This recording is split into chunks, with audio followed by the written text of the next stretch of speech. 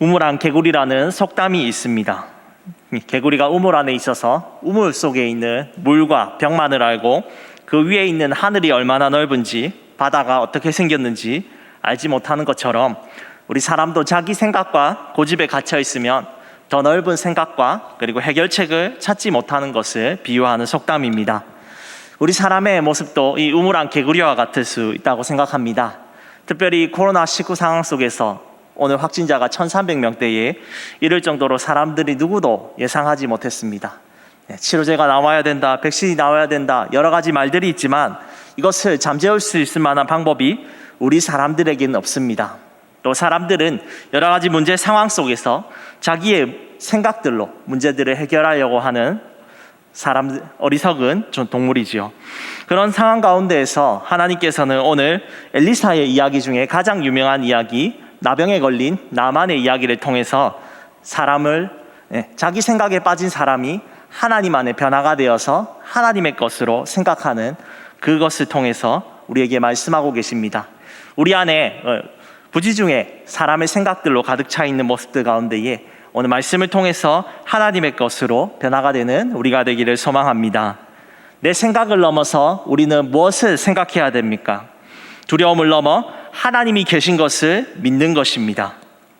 우리 오늘 본문의 아람의 장군 나아만은 나병에 걸려서 죽음을 기다리고 있었습니다. 이 병을 낫게 하기 위해서 아람 신에게 기도도 해보았습니다. 또 용한 의사들을 통해서 치료를 시도했지만 그 누구도 그의 병을 고칠 수 없었습니다. 지금은 나병, 한센병이죠. 이 한센병이 불치병은 아닙니다. 다만 고대에서는 도저히 나을 수가 없는 불치병이었습니다. 대표적으로 성경에서 모세의 누나 미리암이 모세가 첩을 얻었던 사건을 통해서 그를 비방했는데 그가 하나님께 저주를 받아서 나병을 받아서 벌을 받은 사건이 있었습니다. 또 민수기 5장 2절에서는 나병에 걸린 자는 진영 밖으로 쫓아내라고 하는 말씀이 있습니다. 즉 이 병은 하나님께 저주를 받고 공동체로부터 소외가 되는 무서운 병이고 죽음이 찾아오는 병입니다. 이 절망 속에 사는 나아만에게 한 가지 희소식이 들렸습니다. 자신이 이스라엘과 전쟁을 하면서 끌고 왔던 여자아이 종이 이렇게 말합니다. 우리 주인에게 하나님의 선지자 엘리사가 만난다면 그를 치료해 주실 것입니다 라고 나지막하게 얘기했던 것을 나아만의 부인이 들었고, 나아만이 이 소식을 듣고 아람 왕에게 자신이 이스라엘로 다녀와서 치료받을 수 있게 해달라고 요청했습니다. 그러자 왕은 다녀오라고 흔쾌히 허락하고 편지를 나아만 손에 붙여서 이스라엘 땅으로 보냅니다. 이제 이스라엘에 도착한 나아만은 여호람 왕에게 편지를 보여줍니다. 편지를 볼 때에 이런 내용이었습니다. 우리 나아만의 나병을 고쳐주십시오. 그런데 여기서 여호람 왕이 갑자기 옷을 찢으면서 슬퍼하고 있습니다. 왜 그가 슬퍼했을까요? 그것은 자신과 이스라엘이 이제 죽었다라고 생각했기 때문입니다. 이 나병은 사람으로서는 도저히 고칠 수 없는 병입니다. 고치라고 한다는 것은 얼마나 불가능한 이야기겠습니까?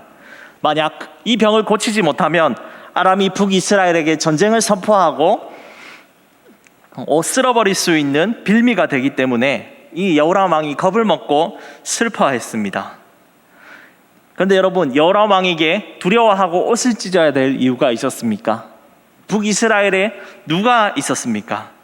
바로 살아계신 하나님의 선지자 엘리사가 있어서 전혀 두려워할 필요가 없었습니다. 이 소식을 듣고 두려움에 떠는 여호람 왕에게 엘리사는 하나님의 말씀을 전하는데요, 우리 함께 8절을 한번 읽어보겠습니다. 8절을 찾아서 함께 읽겠습니다. 그때 아람 왕이 이스라엘과 더불어 8절 죄송합니다. 8절 읽겠습니다. 하나님의 사람 엘리사가 이스라엘 왕이 자기의 옷을 찢었다 함을 듣고 왕에게 보내 이르되 왕이 어찌하여 옷을 찢었나이까? 그 사람을 내게로 오게 하소서. 그가 이스라엘 중에 선지자가 있는 줄을 알리이다 하니라. 이 말은 나아만이 장차 앞으로 어떻게 변할지 생각나게 해줍니다.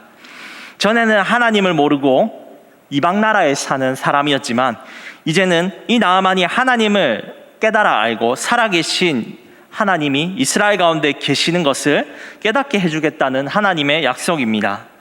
그리고 이 예언은 단순히 나아만만 말하는 것이 아닙니다. 선지자를 통해 일하시는 하나님을 믿지 못하고 불신하며 옷을 찢고 슬퍼하는 여호람에게 하나님이 내가 살아있는데 네가 왜 걱정하느냐고 질책하시는 내용입니다. 이방 사람 나아만도 결국 하나님을 알 것인데 너는 왜 지금 나를 전혀 모르면서 이렇게 슬퍼하고 있느냐? 너는 이제부터 나를 알라라고 얘기하십니다. 두려움이란 것은 사람이 어떤 상황에 이성적인 판단과 해결을 못하게 방해하는 것입니다. 우리 성도들도 두려움에 빠지면 당장 입으로는 하나님이 나와 늘 함께 하신다고 평상시에는 잘 얘기할 수 있겠죠. 하지만 우리에게 정작 닥쳐진 재앙 가운데에서 하나님이 계시지 않는다고 느껴질 때가 있지는 않으셨습니까? 우리뿐만이 아니라 믿음의 거장이었던 사람들도 두려움에 빠진 경우가 있었습니다. 심지어는 종교개혁가 루터가 종교개혁을 통해서 사람들에게 말씀을 전하였는데 사람들이 변화되지 않는 모습을 보면서 실망했습니다. 거기다가 천주교 신자들이 자기를 죽이려 하는 상황 속에서 하나님이 정말 살아계실까라고 하면서 회의감에 빠져 있을 때가 있었습니다. 어느 날 기가 죽어서 루터가 집에 돌아왔는데 그의 아내가 장례식 복장을 입고 그를 맞이했습니다. 그래서 루터가 깜짝 놀라서 얘기했습니다. 아니 여보, 왜 장례식 복장을 입어요? 누가 죽었어요? 라고 하자 아내가 말했습니다. 당신이 이렇게 기가 죽고 힘이 없는 모습을 보니까 나는 하나님이 죽은 줄 알았습니다. 라고 얘기했습니다. 이 말을 듣고 루터가 살아계신 하나님이 자신과 함께 계시기 때문에 내가 두려워하지 않고 이 종교개혁을 이루겠다라고 말하면서 그가 끝까지 힘을 낼 수 있었습니다. 이스라엘이라고 말했던 야곱도 하나님께서 창세기 28장 15절에 말씀하십니다. 내가 너와 함께 있어서 너를 지키며 가나안 땅으로 돌아오게 하겠다라고 하나님이 앞서 말씀하셨습니다. 그런데 그에게 한 가지 소식이 들려왔습니다. 형 에서가 부하 400명과 함께 자기를 죽이려고 오고 있다는 소식을 듣고 온갖 두려움에 사로잡혀서 야곱이 가족들과 가축들을 모두 자기보다 앞서 보내고 자기 혼자 남아서 살려고 발버둥치는 모습들이 있었습니다. 그럴 때 하나님께서 야곱 가운데에 찾아오셔서 그와 싸우면서 이스라엘이란 이름을 붙여주심으로 그가 하나님을 온전히 신뢰하도록 했습니다. 우리도 평소에 하나님이 살아계시고 역사하는 것을 잘 알고 있지만 막상 어려움이 오면 하나님보다 현실의 두려움이 더 커서 여호람처럼 하나님보다 두려움에 사로잡혀 아무것도 하지 못하고 슬퍼하고 있지는 않으십니까? 이러한 우리의 생각 가운데에 그 두려움을 이기는 방법이 무엇입니까? 비록 이 두려운 상황 속에서도 하나님이 우리와 늘 언제나 함께 하신다는 것입니다. 또 그분이 내 삶에 여전히 역사하시면서 내가 이 모든 두려움과 환난과 질병으로부터 나를 이기게 하시겠다는 것을 우리가 신뢰하고 살아가는 것입니다. 이사야 43장 2절에 하나님께서는 말씀하십니다. 내가 물 가운데로 지날 때에 내가 너와 함께 할 것이라. 강을 건널 때에 물이 너를 침몰하지 못할 것이며 내가 불 가운데로 지날 때에 타지도 아니할 것이요 불꽃이 너를 사르지도 못하리니. 우리 안에 있는 불안과 두려움은 하나님이 계시는 것을 느낄 때 아무것도 아닙니다. 나 혼자 끙끙 앓는 것이 아니라 살아계신 하나님께 나의 문제를 맡기며 나아갈 때에 우리들 그것이 해결되는 것을 보실 줄 믿으시기 바랍니다. 수정교회 성도 여러분, 두려움을 느끼는 내 생각을 넘어서 하나님이 나와 늘 언제나 함께 계심을 믿고 우리 그 약속을 믿으며 담대하게 우리의 할 일을 살아가며 합시다. 내가 가진 고민과 두려움은 주님께 아무것도 아닙니다. 지금도 내 옆에 손 내미시고 나와 함께 걷기를 원하시는 주님과 함께 한 주간도 나의 생각을 넘어 주님과 함께 승리하는 우리 모든 수정교회 성도 여러분 되시길 소망합니다. 나의 생각을 넘어서 하나님의 두 번째 방법은 말씀에 순종하는 것입니다. 나아만은 왕을 떠나 엘리사의 집 앞으로 왔습니다. 그는 생각했습니다. 내가 그래도 아람 장관인데 엘리사가 내 앞에 와서 친절하게 와서 자기 몸을 만져주고 처방해 줄 줄 알았습니다. 그런데 웬걸 선지자가 인사도 하지 않고 단순하게 종을 보내서 이렇게 말합니다. 10절에 한번 읽어보겠습니다. 5장 10절 읽겠습니다. 엘리사가 사자를 그에게 보내 이르되 너는 가서 요단강에 몸을 7번 씻으라. 내 살이 회복되어 깨끗하리라 하는지라. 여기서 엘리사는 단순하게 나아만에게 요단강에 가서 7번 몸을 씻으라고 합니다. 이 나아만은 자신이 죽을 수밖에 없는 환자로 왔습니다. 엘리사는 그를 장군으로 본 것이 아닙니다. 그가 말씀을 순종하지 아니하면 이 병으로 죽을 수밖에 없는 환자이고 죄인이라는 것을 나아만에게 알려주기 위해서입니다. 다만 그가 낫기 위해서는 하나님의 약속의 말씀을 믿고 순종할 때에 네가 나을 것이다 라고 얘기하는 것입니다. 이에 나아만이 자기를 환영하지도 않고 종을 시켜서 강에 옷만 씻으라고 하는 이 엘리사의 명령이 아주 화가 났습니다. 그래서 그는 얘기합니다. 내가 이 요단강보다 더 깨끗한 우리 고향의 강들 아바나, 바르발 같은 강이 있는데 차라리 그곳에 씻으면 낫겠다라는 것이죠. 그는 말합니다. 내 생각에 엘리사가 나와서 부위 위에 손을 대고 흔들어주면 내가 나을 것이라고 생각했다. 이 부위에 손을 주고 흔들었다는 것은 고대에서 주술치료를 의미합니다. 나아만은 자신이 가지고 있는 생각에 사로잡혀서 살아계신 하나님의 말씀의 치료를 거부하고 돌아가려고 했습니다. 그러자 종들이 얘기합니다. 아버지여, 엘리사가 큰 일을 행하라고 했으면 그것보다 더 큰 일도 하려고 하지 않으셨습니까? 그런데 단순하게 이 요단강물에 7번 몸을 담는 거라고 하지 않으셨습니까? 그러면 해야 되지 않겠습니까? 라고 얘기하는 것입니다. 이에 나아만이 사마리아 성을 떠나서 요단강으로 내려갑니다. 그리고 그 말씀대로 7번 몸을 씻습니다. 성경의 이 원어적 의미로 따져서 보면 한 번, 2번 씻으면서 몸이 점점 나아졌다 그렇게 말하지 않습니다. 정확하게 7번을 씻고 돌아왔을 때에 그의 몸이 낫게 되었습니다. 단순히 몸이 나아서 나병이 떠나간 것이 아니라 어린아이의 피부와 같은 살이 되었다는 것이죠. 이는 5장 2절에 나아만을 향해 걱정하며 엘리사 선지자를 믿었던 어린 소녀처럼 나아만도 이제 하나님을 믿고 신실한 백성이 되었다는 것을 의미합니다. 세상 사람들은 말합니다. 바빠야 성공한다. 인맥을 잘 쌓고 줄을 잘 서라. 자신의 삶을 주도하면 성공할 것이다 라고 얘기합니다. 믿는 분들 중에서도 어떤 분들은 교회에서 하나님의 말씀만 가지고는 안 된다라고도 말하시는 분들이 있습니다. 그런데 여러분, 말씀은 우리 세상 사람들의 생각보다 못한 것일까요? 그렇지 않습니다. 하나님의 말씀은 살아 역사하시는 능력이 있는 말씀이십니다. 하나님의 말씀은 이 세상을 지으셨습니다. 그리고 심지어 죽은 자를 일으키시고 다시 살리셨습니다. 하나님께서는 오늘 말씀하십니다. 잠언 16장 9절에 얘기합니다. 사람이 자기의 길을 계획할지라도 그 걸음을 인도하시는 자는 여호와시니라. 오직 의인은 믿음으로 말미암아 살리라. 세상 사람들에게 말씀대로 사는 것은 정말 어리석어 보이고 우둔해 보이는 일일 것입니다. 그러나 성도는 그 말씀을 따라 살아갑니다. 그리하면 하나님께서 어떻게 하십니까? 그의 길을 끝까지 책임져 주시고 인도하시고 승리하게 해주겠다고 약속하셨습니다. 사랑하는 성도 여러분, 우리는 하나님의 말씀을 사모하기를 소망합니다. 그리고 그 뜻대로 순종하며 살아갑시다. 말씀대로 사는 것이 바보 같아 보이고 우리 삶에 아무런 유익이 없다고 세상은 말하지만 성도는 그 말씀대로 살 것입니다. 결국 그 말씀이 우리를 이끌어 주시고 승리하게 해주십니다. 주님의 말씀이 우리 삶의 나침반이 되게 순종하십시오. 그러면 그분이 내 삶을 어긋나지 않고 하나님의 바른 길로 인도하실 것입니다.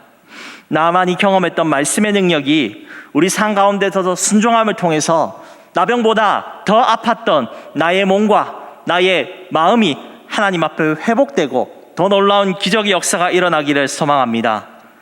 내 생각을 넘어서 마지막으로 성도가 어떤 마음을 가져야 됩니까? 내 생각을 뛰어넘어 우리는 은혜로 살아가야 됩니다.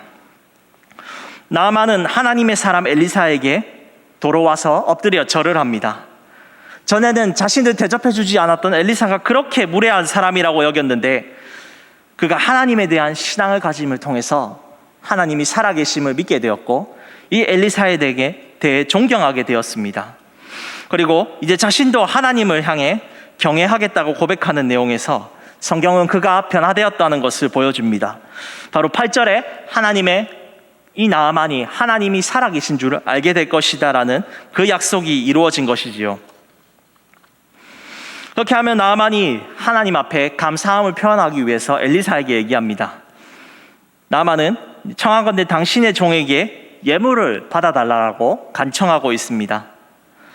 이 나아만이 하나님 앞에 받은 것이 너무나 크기에 자기가 이방 종교에서 받았던 그 행실이었던 재물을 주는 그 관습에 따라서 엘리사에게 줬는데, 이걸 보시면 알겠지만 은만 10달란트를 주었습니다. 수십억이 넘는 가격으로서 엘리사에게 좋은 것을 주고 싶었습니다. 그런데 엘리사는 여기서 나아만이 주는 그 어떤 것도 받지 않겠다고 합니다. 왜 그는 받지 않았을까요? 엘리사 주변에 있는 식솔들이 정말 많이 있었습니다. 제가 쭉 설교했듯이 선지자의 제자들 가운데에 수많은 사람들이 보리떡과 채소 한 자루를 먹은 것처럼 궁핍하고 어려운 상황이었는데 이 달란트만 있으면 그들이 몇 년을 먹고 살 수 있을 정도로 아주 많은 양이었는데 왜 엘리사가 그것을 받지 않고 거부했겠습니까?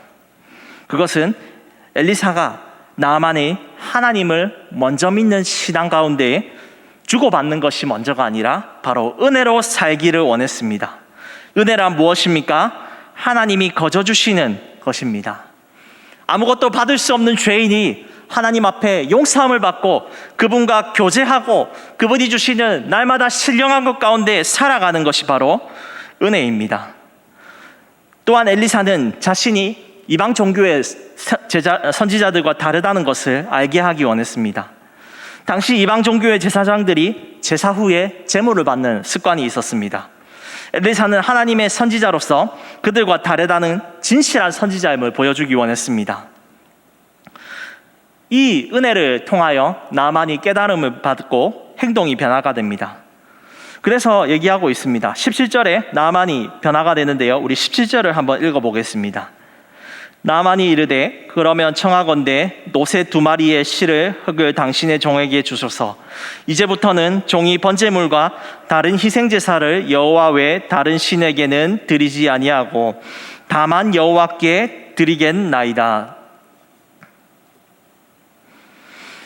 나아만은 하나님과의 관계가 중요한 그 은혜를 깨달아 알고 흙을 가지고 자기 집에 심어 놓겠다고 합니다. 그렇게 하면서 희생제사와 여러 가지 제사를 통해서 하나님만을 섬기겠다고 합니다. 오늘날로 해석하면은 교회를 새롭게 개척하겠다는 것입니다.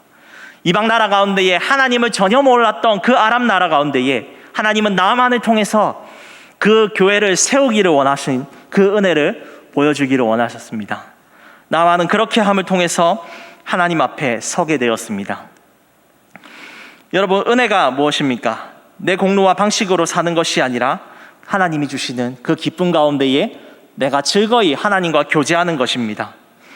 은혜가 없이는 내 안에 내 것을 찾으려는 마음이 있습니다. 내가 이 정도 했는데 나는 이 정도 받아야지라는 마음이 자리 잡아서 하나님이 주인이 되는 것이 아니라 내가 주인이 되고자 합니다. 또는 어떻습니까? 내 안에 기쁨과 즐거움이 넘쳐야 되는데 은혜가 없으니까 오늘은 왜 이리 날씨가 더운지, 오늘은 예배당에 있는데 왜 이리 에어컨은 시원하지 않은지 불평과 불만밖에 자리 잡을 수가 없는 것이 바로 우리들의 마음이지요. 그런 우리 가운데에 하나님께서는 우리에게 요청하십니다. 너희가 우리의 공로와 우리의 기분 따라 살아가는 자들이 아니라 하나님의 은혜 가운데 살아가는 자들이 되라고 하는 것이죠. 성도 여러분, 우리는 우리의 기분과 생각 따라 사는 사람들이 아니라 은혜에 따라서 살아가는 자들이 되기를 소망합니다. 내 것을 찾는 것이 아니라 하나님의 은혜 앞에서 내가 아무것도 아닌 죄인이라는 것을 깨닫고 나보다 남을 낮게 여기고 섬기는 자들이 되시기를 소망합니다. 그 무엇보다 또 우리 가정과 우리 구역과 교회 가운데에 가장 필요한 것이 무엇인가? 은혜가 먼저다라고 생각하면서 하나님께 우리가 예배를 목숨보다 소중하게 여기고 하나님의 얼굴을 바라보며 그 말씀 앞에 은혜를 받기를 우리가 원합니다. 은혜는 또한 두 번째로 평안함을 줍니다. 세상 가운데 어렵고 무너진 가운데에 쓰러지는 것이 아니라 다시 일어나서 그 평안으로 승리하게 합니다. 나아만은 엘리사에게 이제 고향에 가서 자기가 어쩔 수 없는 상황을 얘기하고 있습니다. 그는 아람에 돌아가서 림몬을 섬기는 행사가 있었습니다. 그 행사 가운데에 왕을 붙잡고 부축하면서 어쩔 수 없이 자기도 절을 해야 되는 상황이었다고 얘기합니다. 다만 선지자님에게 얘기합니다. 선지자님, 그런데 제 마음은 더 이상 림몬 신을 섬기지 않고 하나님이 내 마음속에 있는 것을 아시오니 이 부분을 용서해 주십시오라고 얘기합니다. 우리 역시 나아만처럼 교회를 떠나서 내일부터 세상 속으로 살아가고 나아갑니다. 그런데 이 속에서 날마다 승리만 하겠습니까? 때로는 나아만처럼 어쩔 수 없이 회식자에 이제 끌려가기도 하고 어쩔 수 없이 불법과 이런 것들을 저질러야 할 때가 있고 때로는 하나님을 섬기지 않고 이방신 가운데에 절을 하는 행사가 우리를 기다리고 있을지 모릅니다. 그런데 여러분, 우리 가운데에 완전히 넘어지고 쓰러지지 않는 이유가 무엇입니까? 내가 주님 앞에 은혜 가운데 살아가면 우리가 때로는 쓰러지고 절망하고 안 되는 상황이 있다 할지라도 하나님께서는 우리에게 평안을 주셔서 다시 일어나게 해주십니다. 그리고 우리를 다시 세워주십니다. 엘리사가 그런 마음 가운데 있는 나아만에게 19절에 얘기하는데요, 우리 함께 5장 19절을 함께 읽겠습니다. 5장 19절 함께 읽겠습니다. 엘리사가 이르되 너는 평안히 가라 하니라. 그가 엘리사를 떠나 조금 가니라. 하나님은 우리가 세상 속에 고통을 당하고 있을 때에 그것 가운데에 우리가 하나님만을 섬기기 위해 고민하고 쓰러지고 다시 일어나는 것을 아십니다. 세상에 치이고 넘어지더라도 결국에는 이기게 해주실 것입니다. 무엇으로입니까? 샬롬, 하나님 주시는 평화입니다. 세상 속에 넘어져도 주님이 나를 떠나시지 않으실 것이며 나의 등 뒤에서 나와 함께 하실 것을 믿으며 오늘도 나는 평안한 가운데에 이번 한 주간도 승리할 것입니다. 예수께서 요한복음 16장 33절에 말씀하십니다. 이것을 너희에게 이르는 것은 너희로 내 안에서 평안을 누리게 하려 함이라. 세상에서는 너희가 환난을 당하나 담대하라. 내가 세상을 이기었노라. 우리에게 세상을 이길 힘을 예수께서 우리에게 주십니다. 평안은 우리에게 어떤 힘을 줍니까? 도저히 일어날 수 없는 겁쟁이에게 용기를 주셔서 말씀으로 살아가게 해주시고 예수님에 대해서 담대하게 세상 이들에게 증언하게 하십니다. 또한 전에는 육신에 속하고 자기만 아는 사람이었는데 이제는 새 사람으로 변화되어서 성령 안에서 새롭게 살아가는 사람입니다. 우리 마음 가운데에 은혜가 주는 평안이 있습니까? 그렇지 않다면 우리는 오늘 예수님께 구해야 할 것입니다. 주님, 내 마음 가운데 평안이 없습니다. 내가 그래서 늘 언제나 쓰러지고 넘어집니다. 오늘 나를 일으켜주시고 세상의 힘과 환경에 의지하지 않고 당신과 함께 영원히 승리하게 하여 주시옵소서 라고 우리가 기도하며 주님은 우리에게 평안함으로 승리하게 하여 주실 줄 믿으시기를 바랍니다. 말씀을 정리하겠습니다. 구속함을 받은 나아만이 그 나라 가운데 돌아가면서 세울 교회를 생각해 보십시오. 얼마나 하나님께서 즐거워하시고 기뻐하실 일이겠습니까? 여호람처럼 그리고 나아만처럼 자기 생각에 빠져서 순종하지 않는 자는 변화된 삶이 없습니다. 그러나 내 생각을 넘어서 하나님이 주시는 신령한 것들을 바라보는 자들은 하나님이 차고 넘치게 우리의 삶에 변화된 것들을 보여주실 것입니다. 내 생각을 넘어서 먼저 하나님이 살아계심을 믿고 순종합시다. 내가 두려움과 절망에 사로잡혀 하나님을 모른다 하는 사람이 되지 않기를 원합니다. 하나님께서는 나 가운데 함께 없는 것 같아도 언제나 보이지 않는 곳에서 나를 도와주시며 오늘도 나를 위하여 기도하시며 내가 당신 앞에 부르짖으며 나아갈 때에 나의 손을 잡고 승리하게 해주실 것입니다. 우리 살아계신 하나님께 하나님 앞에 감사함으로 우리가 기도합시다. 그렇게 할 때에 하나님의 살아계심이 우리 마음 가운데 확신이 되어서 역사할 줄 믿으시기를 소망합니다. 두 번째로, 이제껏 세상과 나의 삶의 방식대로 살았던 내 생각에서 벗어나 천지를 만드시고 죽은 자를 살리시는 하나님의 말씀에 우리가 순종합시다. 그 순종하는 자들에게, 믿는 자에게 능치 못하는 그 역사가 일어날 것입니다. 능치 못한 일이 무엇입니까? 산을 옮기고 죽은 자가 다시 살아나며 저는 자가 다시 일어나고 눈먼 자가 다시 눈을 뜨는 그 역사를 말씀에 순종하는 자들에게 일어나게 해주실 것입니다. 특별히 말씀이신 예수 그리스도를 내가 믿고 순종함으로 나아만보다 더 크고 놀라운 역사가 오늘 우리 수정교회 성도들 가운데, 상 가운데 있기를 소망하옵나이다. 마지막으로, 은혜를 통해서 내가 주님만을 섬기겠다고 다짐하는 자가 됩시다.